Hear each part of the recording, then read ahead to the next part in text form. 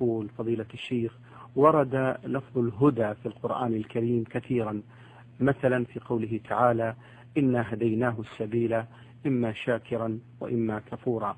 والأسئلة: هل الإنسان مخير أم مسير؟ وهل للإنسان إرادة أن يكون طيبا أو خبيثا؟ أرجو بهذا توجيه مأجورين. الحمد لله رب العالمين، وأصلي وأسلم على نبينا محمد وعلى آله وأصحابه ومن تبعهم بإحسان إلى يوم الدين. هذا السؤال هام جدا، وذلك أنه سأل عن الهداية المذكورة في قوله تعالى: إنا هديناه السبيل إما شاكرا وإما كفورا. وسأل: هل الإنسان مخير؟ هل قال أو مسير؟ مخير أم مسير؟ هل الإنسان مخير أو مسير؟ وهل له إرادة أن يفعل أو لا يفعل؟ والجواب عن الأول أن الهداية المذكورة في القرآن تنقسم إلى قسمين: هداية دلالة وبيان، وهداية توفيق وإرشاد.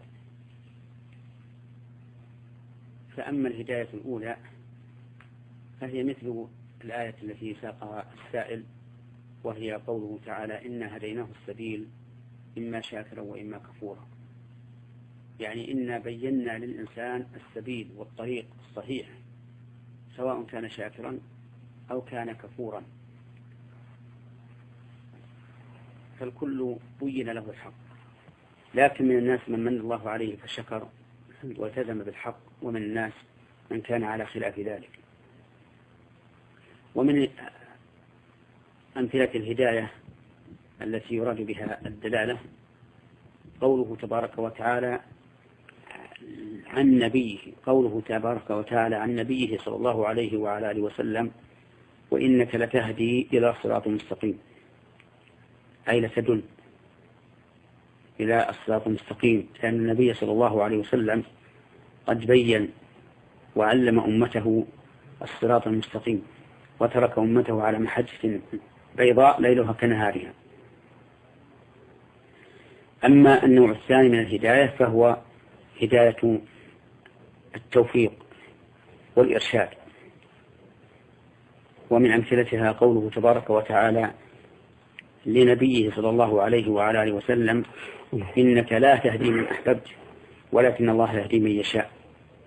فالمراد بهذه الهداية هداية التوفيق، فإن النبي صلى الله عليه وعلى آله وسلم لا يملك أن يهدي أحدا هداية توفيق يوفقه بها إلى الإيمان والعمل الصالح.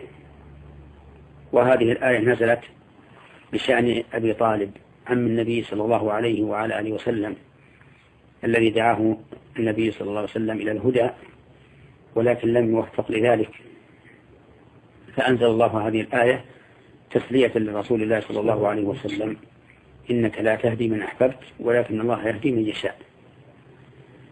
وقد يراد بالهداية الهدايتان جميعا، أي هداية العلم والبيان وهداية التوفيق والإرشاد. ومن ذلك قوله تبارك وتعالى في سورة الفاتحة: اهدنا الصراط المستقيم. فإن هذه الآية تشمل هداية العلم والبيان وهداية التوفيق والإرشاد. والقارئ إذا قال اهدنا الصراط المستقيم يريد بذلك المعنيين جميعا، يريد أن يعلمه الله عز وجل، ويريد أن يهديه أن يوفقه الله تعالى لسلوك الحق. هذا هو الجواب عن الجزء الأول في سؤاله. أما الجزء الثاني وهو هل الإنسان مسير أو مخير، وهل له إرادة أو ليس له إرادة، فنقول الإنسان مخير، إن شاء آمن وإن شاء كفر، بمعنى أن له الاختيار، وإن كان ليس سواء لا يصل الكفر والإيمان، لكن له اختيار أن يختار الإيمان أو أن يختار الكفر، وهذا أمر مشاهد معلوم. فليس أحد أجبر الكافر على أن يكفر، وليس أحد أجبر المؤمن على أن يؤمن، بل الكافر كفر باختياره والمؤمن آمن باختياره. كما أن الإنسان يخرج من بيته باختياره ويرجع إليه باختياره، وكما أن الإنسان يدخل المدرسة الفلانية باختياره ويدخل الجامعة الفلانية باختياره، وكما أن الإنسان يسافر باختياره إلى مكة أو إلى المدينة أو ما أشبه ذلك. وهذا أمر لا أشكال فيه ولا جدال فيه، ولا يمكن أن يجادل فيه إلا مكابر.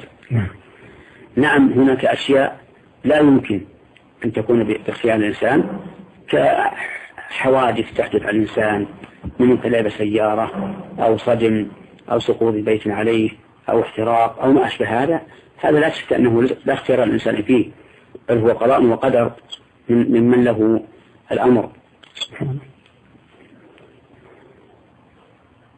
ولهذا عاقب الله سبحانه وتعالى الكافرين على كفرهم،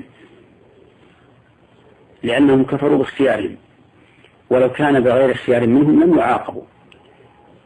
ألا ترى أن الإنسان إذا أكره على الفعل ولو كان كفرا أو على القول ولو كان كفرا فإنه لا يعاقب عليه لأنه بغير اختيار منه.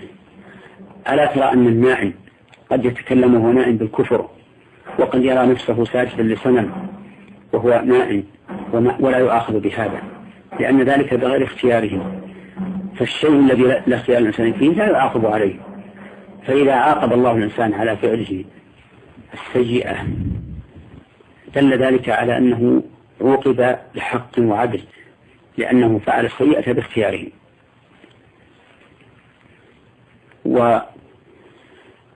وأما توهم بعض الناس أن الإنسان مسير لا مخير من كون الله سبحانه وتعالى قد قضى ما أراد في علمه الأزلي بأن هذا الإنسان من أهل الشقاء وهذا الإنسان من أهل السعادة، فإن هذا لا حجة فيه، وذلك أن الإنسان ليس عنده علم بما قدر الله سبحانه وتعالى، إذ أن هذا سر مكتوم لا يعلمه الخلق، فلا تعلم نفس ماذا تكسب غدا. وهو حين يقدم على المخالفة بترك الواجب أو فعل المحرم يقدم على غير أساس وعلى غير علم، لأنه لا يعلم ماذا كتب عليه إلا إذا وقع منه فعلا. فالإنسان المصلي لا يعلم أن الله كتب له أن يصلي إلا إذا صلى، والإنسان السارق لا يعلم أن الله كتب عليه أن يسرق إلا إذا سرق، وهو لم يجبر على السرقة ولم يجبر المصلي على الصلاة، بل صلى باختياره، والسارق سرق باختياره. ولما حدث النبي صلى الله عليه وسلم أصحابه بأنه ما من أحد إلا وقد كتب مقعده من الجنة ومقعده من النار، قالوا يا رسول الله أفلا ندع العمل ونتكل؟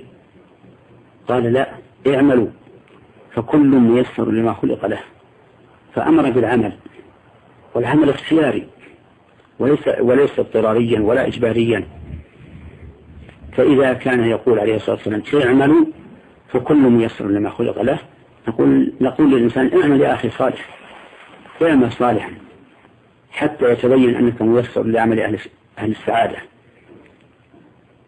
وهو باختيار لا شك، إن شاء عمل عملا صالحا وإن شاء عمل عملا سيئا. ولا يجوز للإنسان أن يستج بالقدر على الشرع فيعصي الله ويقول هذا أمر كتب علي، يترك الصلاة مع الجماعة يقول هذا أمر كتب علي، يشرب الخمر يقول هذا أمر كتب علي، يطلق نظره في النساء الأجنبيات ويقول هذا أمر كتب عليه. يقول ما الذي أعلمك أنه مكتوب عليك فعملته؟ أنت لم تعلم أنه كتب إلا بعد أن تعمل. لماذا لم تقدر أن الله كتبك من أهل السعادة فتعمل بعمل أهل السعادة؟ وأما قول السائل هل للإنسان إرادة، فنقول نعم له إرادة بلا شك. قال الله تبارك وتعالى منكم من يريد الدنيا ومنكم من يريد الآخرة، وقال تعالى ومن أراد الآخرة وسعى لها سعيها وهو مؤمن، وقال تعالى من كان يريد حرث الآخرة نزل له في حرثه ومن كان يريد حرث الدنيا نؤتيه منها وما له في الآخرة من نصيب. والآيات في هذا معروفة، وكذلك الأحاديث معروفة في أن الإنسان يعمل باختيار وإرادة. ولهذا إذا وقع العمل الذي فيه المخالفة من غير إرادة ولا اختيار عفي عنه. قال الله تعالى: ربنا لا تؤاخذنا إن نسينا أو أخطأنا، فقال الله: قد فعلت. وقال تعالى: وليس عليكم جناح فيما أخطأتم به ولكن ما تعملت قلوبكم. وهذا الأمر ولله الحمد ظاهر ولا إشكال فيه، إلا على سبيل المنازعة والمخاصمة. والمنازعة والمخاصمة منهي عنهما إذا لم يكن المقصود بذلك الوصول إلى الحق. وقد خرج النبي صلى الله عليه وعلى آله وسلم ذات يوم على أصحابه وهم يتنازعون في القدر، فتأثر من ذلك عليه الصلاة والسلام، لأن هذا النزاع لا يؤدي إلى شيء إلا إلى خصومة وتطاول كلام وغير ذلك، وإلا فالأمر واضح ولله الحمد. نعم. بارك الله فيكم.